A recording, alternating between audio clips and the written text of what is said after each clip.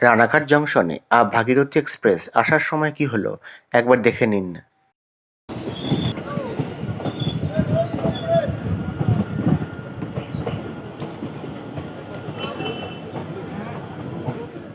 রানাঘাট জংশনের ১ নম্বর প্ল্যাটফর্মটি দৈর্ঘ্যে ছোট হওয়ায় ভাগীরথী এক্সপ্রেস একবারে দাঁড়াতে পারে না, ট্রেনটিকে দুবার দাঁড় করাতে হয়।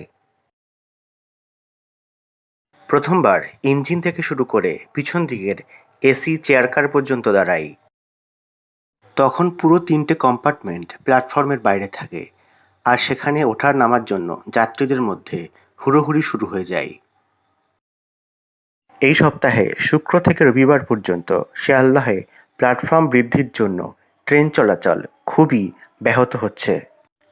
এর ফলস্বরূপ শুক্রবার রাতে ভাগীরথী এক্সপ্রেস রানাঘাটে ১ ঘণ্টা দেরিতে পৌঁছায়।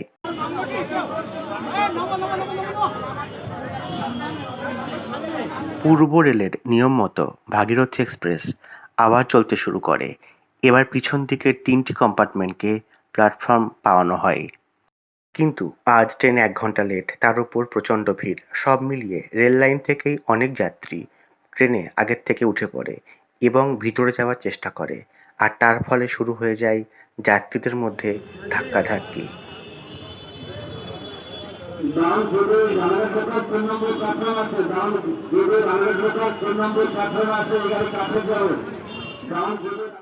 এবার ভাগীরথী এক্সপ্রেস রানাঘাট জংশনের ১ নম্বর প্ল্যাটফর্মে দ্বিতীয়বার থামল।